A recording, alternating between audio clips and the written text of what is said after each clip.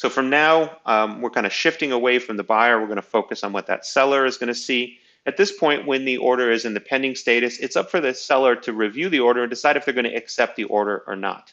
Why might they not accept an order? Well, maybe the order hasn't gone, maybe they haven't gotten payment yet. If we had done money order, we may want to just wait until the money order arrives before we actually process the order. If there's any kind of product review that needs to happen, that could happen here. Once everything looks good, and in this case, payment, we can take a look at payment. Payment is completed because we use PayPal and we're already, payment's already been authorized. We can go ahead and accept the order. Okay. So now we're no longer in pending. We've moved into processing the order. Now, at this point, I can continue to make edits on the order. So maybe the customer calls up and they forgot to provide a purchase order number and they want to have a purchase number applied to this. We could do that. We could add a purchase number to the order. Perhaps they're going to call up and give us a request for a delivery date, and they would like to have the product arrive next Friday. We can do that.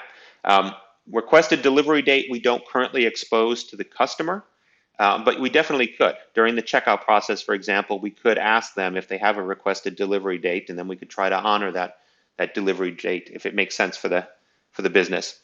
Printed note, there are a couple of notes here. So one thing to note, printed note is something that has to do with our back-end system typically. This is something that we use, for example, in our Salesforce connector. I could add details into printed note. It's not going to be available on the front end. If I want to put a note in that I want the customer to see,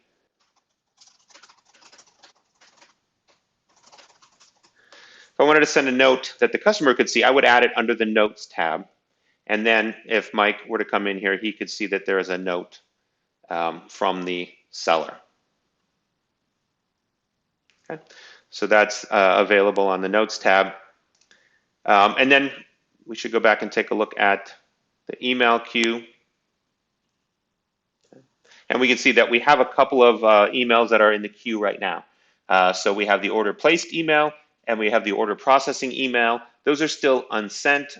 It'll take 15 minutes before those will show up. Now, if you want to see what the email looks like, I have a couple that were placed earlier. So here's an example of an order that was placed earlier. So again, this is just what it would look like using Mach.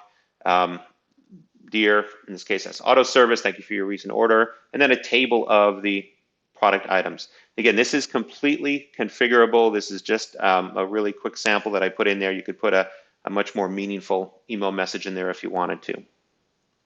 Let's go back to orders, go back to our order that's in the processing state right now. So at this point, we've gotten payment. Everything looks good. The next thing that we'd want to do is create a shipment. Now, at this point, when I click Create Shipment, it's actually taking me into the Shipment widget. This is different than before. In the past, I would go to the Shipment widget and I would add a new shipment.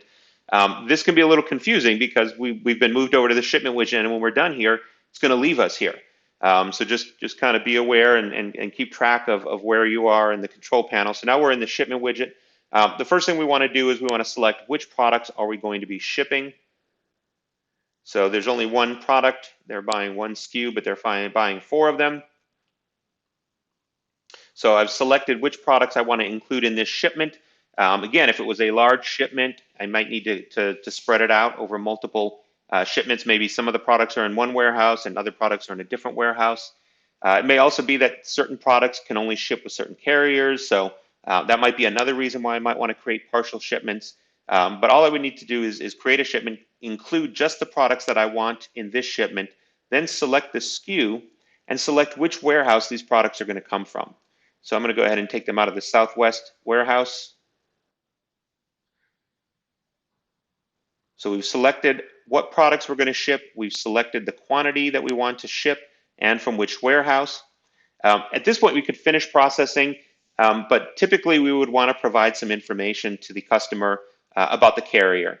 So I'm going to go ahead and add some information here. Maybe we're using a freight carrier and they have a tracking system, so I'll put our tracking number in there. The freight carrier may have also given me some information, maybe the estimated shipping date.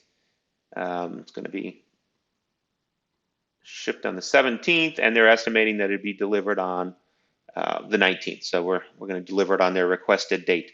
Again, the estimated shipping date estimated delivery date, the carrier details, the tracking number. The expectation is that this is going to be coming from some external system typically. We don't anticipate that a lot of customers are going to come in here and manage each shipment individually inside of Liferay Commerce. But for demo purposes, it's great. And for some customers, they may actually do this. And so it does provide a lot of capabilities. So we have all of our details in. We're ready to ship.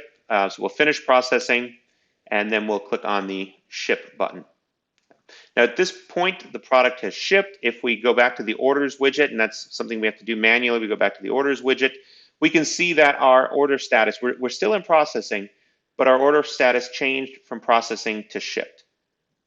And if we drill down into that order, we can see now that we have a shipment associated with it. And if we take a look at what Mike is seeing from the front end, if he goes to the shipments, he can now see that the status is shipped, the shipment number, he can see the carrier, and he can see the tracking number, which is also available to him. Now, out of the box with Minium, we don't include the shipments widget, but there is a shipment widget for the front end. So I've just added it down here as another page just so you can see what it looks like. Looks, again, kind of similar to the order management widget that we saw, but it's just showing the line items for shipment. So he can drill down and get more of the details from here as well. So if shipping management is important, you may want to include that in your demo that you're preparing. Now at this point, we'll go back to the shipment widget, and we have heard back from the carrier. The carrier has sent us an update to let us know that the package has been delivered, so we can click the deliver button.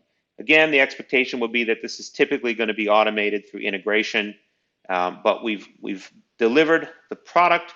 And if we go back to the orders, you'll see that the order status has been updated automatically using that message listener. All shipments and all inventory has been shipped for this order, so it will automatically mark it as completed. And we can go in there and take a look at it. Once the order is completed, there's really not much that we can do with it. It's there for our records purposes. Now, one important thing to note is the external reference code up here. We've always had external reference codes for most of the entities in Liferay Commerce, but we didn't always expose them through the UI. So that was something that was new, that was added in Liferay version 2.1.0.